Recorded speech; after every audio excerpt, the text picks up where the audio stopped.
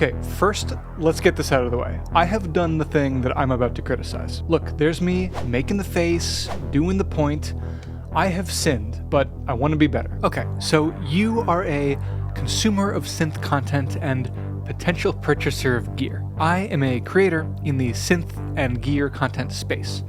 Let's talk about the relationship between you and I. There's some things that you should probably know, and there are some things that I usually can't say, but kind of want to try to find a way to say in a way that won't get me in trouble. Maybe I don't care about getting in trouble. I don't know, we're feeling it out. I'm thinking of calling the video, Synth Influencers Are Lying to You. Is that like too clickbaity? Could come off as a bit overzealous. Okay, so what's the thing you're being lied to about? Well, the lie is that every new product out there is some game-changing, groundbreaking thing, when in fact almost no new products are game-changing or groundbreaking, at least in the mainstream commercial space. You want to see game-changing? Go check out my video on the Buchla and Friends event, where I tried a bunch of completely unique synthesizers from tiny, unheard-of brands. But that kind of stuff is not what people buy, and so those companies will not get big, and you will continue to not hear about them. The brands that people have heard of, real companies with global operations who can do manufacturing at scale, became that way specifically by only being unique and innovative within very constrained parameters, by making things that have wide appeal. And that's fine, but I guess I'm just tired of seeing announced videos of fairly generic keyboards and synths, and then a flood of videos from content creators with words like game-changing in the thumbnail. Please, can we retire that word? The new Hammond XK7 just came out. I wonder what it sounds like. Oh, an organ. Didn't see that coming. The new Casio Privia, still with mediocre piano sounds, but now in a weird shade of yellow. It looks like something I'd see at Planet Fitness. The other thing is it looks very IKEA-ish. It looks very... Two of my favorite synth companies who have made incredible and innovative synths, both in the last year, came out with cheap generic synths that are basically glorified microcorgs. That's what we call a BGM. I'm coining that. And that's okay. They're cheap. They're good for beginners. I'm sure they sell better than the expensive flagship synths. I mean, things like the Moog Messenger might even make it possible for things like the Moog Muse to exist. But let's not pretend that it's groundbreaking. But nope, every gear YouTuber has to pretend that every single one of these things is the next revolution in synthesis. And they have to make faces like this in the thumbnail.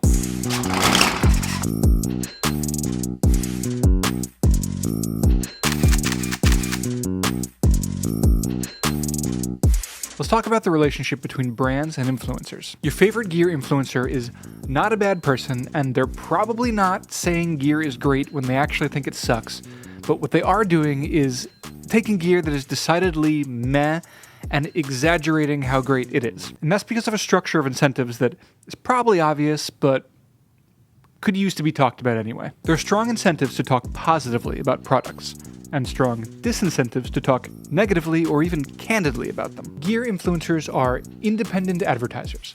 We make a few pennies from YouTube ad revenue, maybe some of us have a Patreon or an OnlyFans, but the real money comes from sponsorships and paid promo. So I just replaced my old Modi X with the new Yamaha M6. Next up, I've got the Meltron M4000D. Hi, it's Vince with ShamWow. You'll be saying wow every time you use this towel. Companies pay people like me to reach you with the hope that you will eventually buy something.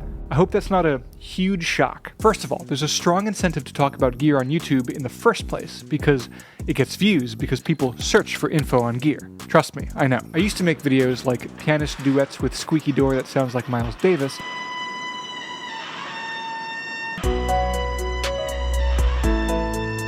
But apparently the world was not ready for my artistic brilliance. I only started experiencing growth in views when I started doing gear content. Beyond that, there's an incentive to talk positively about products, whether I have an official relationship with the company or not, whether I'm getting paid or not. Obviously, if I'm getting paid, the incentive to talk positively is that I'm getting paid. But even if I'm not, the incentive to talk positively is that it might lead to an official relationship with the company, meaning either future paid videos, future free products, future events like getting flown out to NAMM, and if my relationship with the company is good enough, they might include me in future launch announcements, which basically means that my video on a product would come out the day that the product is announced, which is great for views. And more views and follows means my channel gets bigger, and then a bigger channel in turn makes me more valuable to companies, and on it goes. But if I talk negatively about a product, none of that stuff will happen. The comments might praise me for being authentic, People who disagree will give me shit, and I'll make $16 in YouTube ad revenue. So this is the structure of incentives that me and everybody else doing this lives within.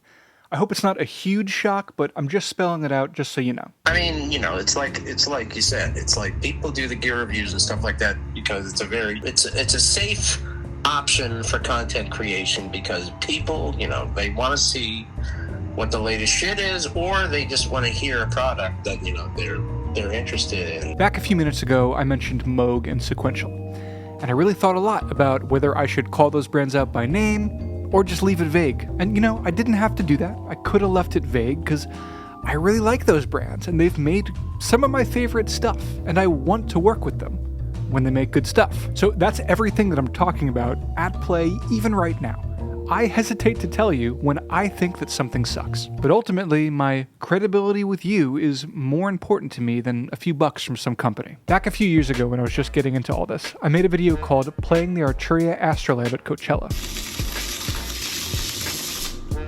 It was right when the Astrolabe came out, and I had no relationship with Arturia at all, and in that video I was pretty critical of the Astrolabe. If you don't already have Analog Lab and the other Arturia soft synths on your computer and you aren't planning to get them, then you might as well not even consider this. Well, Arturia reached out and was actually a little sour about it. Now, luckily, it didn't ruin the relationship, and since then, I have done some videos and some live events for them. But at the time, it seemed like that might have been the end of my relationship with Arturia, before there even was one. And that would have totally sucked, because they're one of my favorite companies.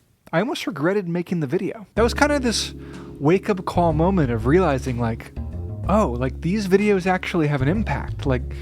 The company sees them, and if I say good things can happen. And if I say bad things, then bad things can happen. My whole point is this. It's not like you didn't already know this, but we live in a heavily commodified society. Ultimately, it's all capitalism. And you just need to look at all this YouTube gear content through that lens. And hey, I'm not saying capitalism is horrible. I mean, ultimately, I've found everybody in the music gear space, even those on just the business end, to be in it because they love art and they love giving people the tools to express themselves. That's what they're selling, that's what you're consuming. And there's a lot worse things to sell and consume, right? I mean, some people sell cigarettes and insurance, and this isn't that. But it's still capitalism, and you should know how you're being influenced. Gear influencers are not bad. If I just wanted to get paid, I'd go do something else. I'd go sell cigarettes and insurance. Or I'd respond to the hundreds of AI companies that are in my email every single day trying to get me to make Instagram posts for 50.6 USD. I will never betray my own people. So, here's my pledge to you and to myself. Gear content will continue to be a part of what I do, but I'm only going to make videos on gear that I'm really inspired to showcase. If somebody offers me money to make a video on something that I don't think is cool, I won't do it. And as always, I'm going to make videos on other stuff too, even if it doesn't get as many views. Now, if I appear to be slipping in any of these commitments, let me know. Give me shit, tell me I've fallen off. And if you actually want to see game-changing synths and keyboards, they're out there, I promise you, but they're not at Guitar Center, and they're not on Sweetwater, and they're not at NAMM. I guess the way that I feel is that, there is more important things to be done with a YouTube channel and a public platform than just sell stuff to people and shill for companies. I feel like the videos that I make are, my art, and that showing gear is not, the best use of my artistic abilities.